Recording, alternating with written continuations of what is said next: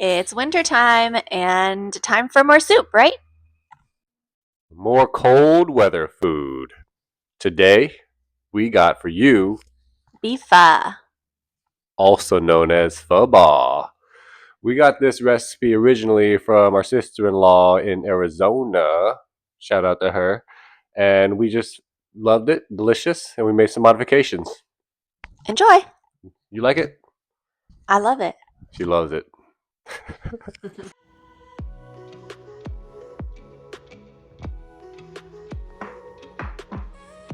Excuse that this bowl is a little lacking broth.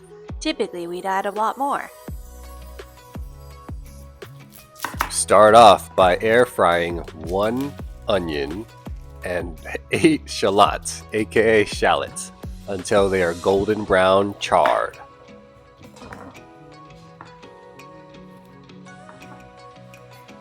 You can leave the skins on or take them off. I think it's kind of up to people's preference. Some people say the skins give more flavor. I don't know that we found a difference. While all that's in the air fryer, go ahead and season your pot. Add in 3 whole dried star anise seeds, 2 dried Tsaoko seeds, 20 dried cloves, a half teaspoon of dried fennel seeds, and a half teaspoon of dried coriander seeds. As you heat them up, you'll smell the aroma fill the room. Put all the small stuff into a seasoning ball, something like this.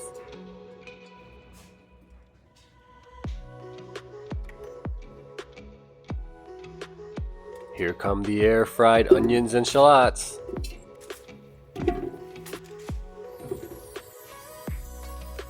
Now you want to add in 6 crystal lump sugars and 1 tablespoon MSG. For each bowl of pho that your pot produces, you will add 1 square block of this condensed pho seasoning. For our big pot, we learned that 7 was the perfect number. And then to that, you'll add 2 pounds of fresh cut beef bone, 3 pounds of beef ribs, and 3 pounds of beef brisket. You can get this all from your local butcher, but we find that Asian butchers hold all these ingredients. And for a good price. Bring all of that to a boil and let it boil for 1 hour. All this yucky gunk you'll want to skim off.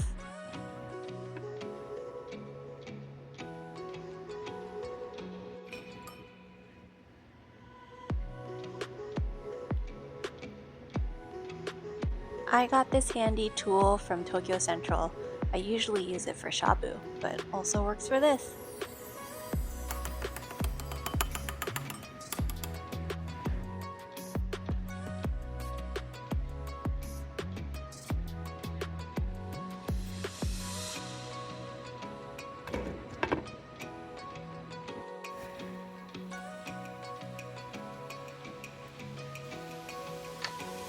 Ooh, it's already starting to smell good.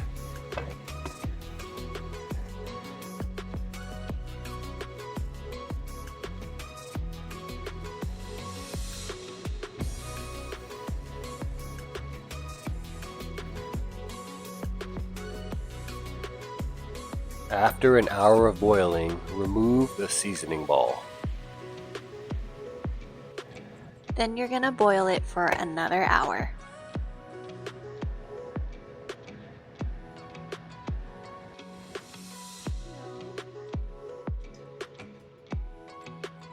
Here's where you remove all the ingredients: bones, meat, ribs, onions, all the things. But you'll want to separate your meat from the vegetables because the vegetables you toss, the meat you keep.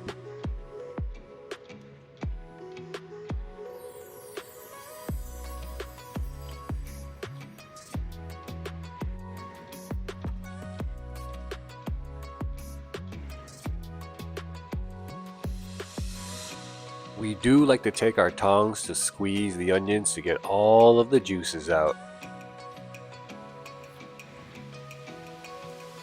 Another way to do this is to probably put all the vegetables into like a cheesecloth type bag and boil it that way.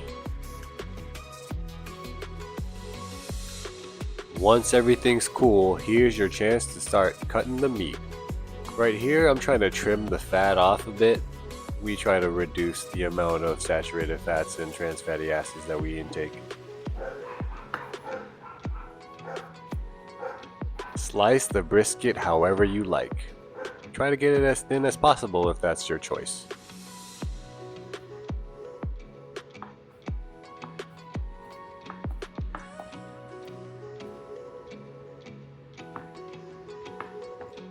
For the ribs, remove the bones and give those some slices as well.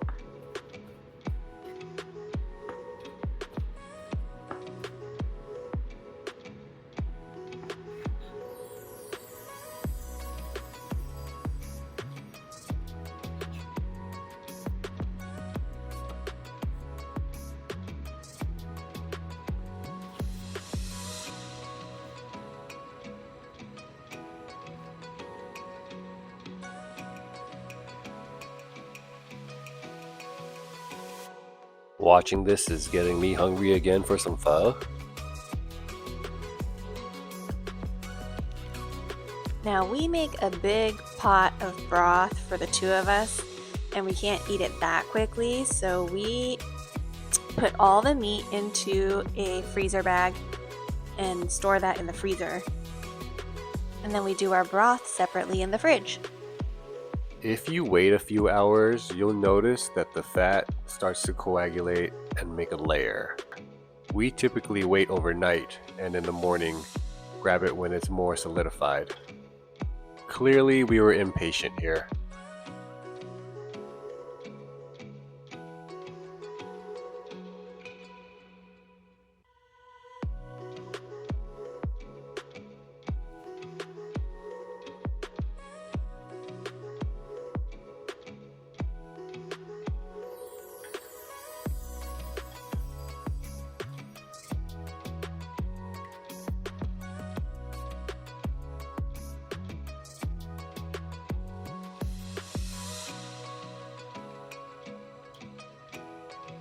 It's really up to you how much or how little you want to take out. The first time we made it, we had a bowl directly after the broth was cooked, and we did find it a little too greasy for us.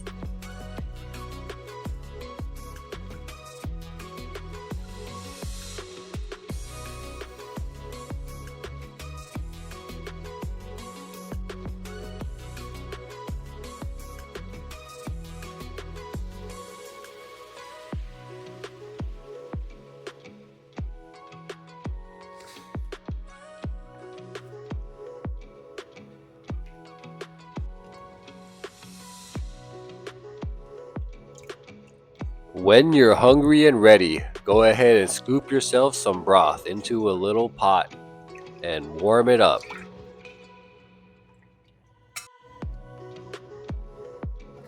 We add our frozen meat at this time so it heats up nice and warm. Choose your own adventure on how you want to compose your bowl of pho. At the restaurant, some of them only do meatballs if that's what your choice is. Some of them like to do the thinly sliced beef or pork, so here's your chance to create your own bowl of pho. My favorite's the meatballs, so we do the meatballs plus the meats that we did in the broth. Now, while your broth is heating up, you want to soak your rice noodles a little bit.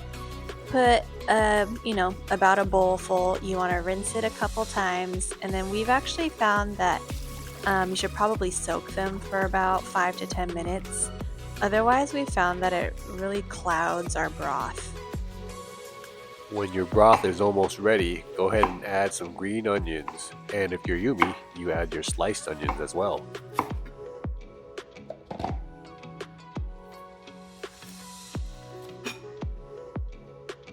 I love having a few slices of jalapeno in our pho. It gives it a little heat and makes me sweat.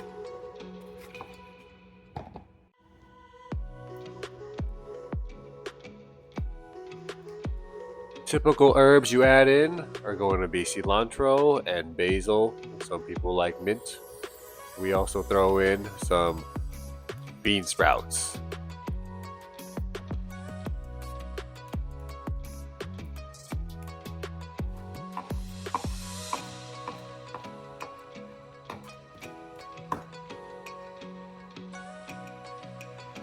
You don't really have to chop up your herbs, but we like to chop them up for our bowls. We call that Yumi style.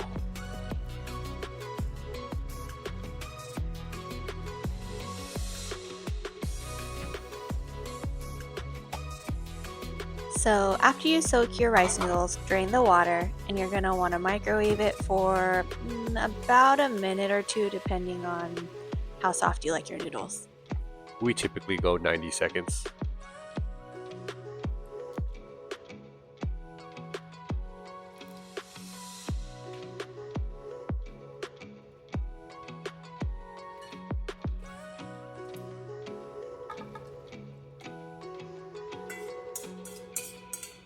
As she said in the beginning, we did not use enough broth this time.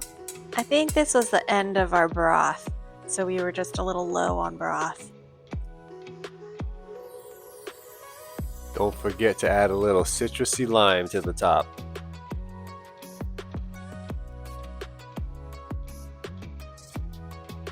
Now some people will add hoisin sauce or sriracha in the broth. We like our pho pretty clean now. Just give your pho a taste. You might find that you won't even need to add any sauce. A lot of people will do some more raw onion and they'll like dip it in sriracha and eat it with their noodles.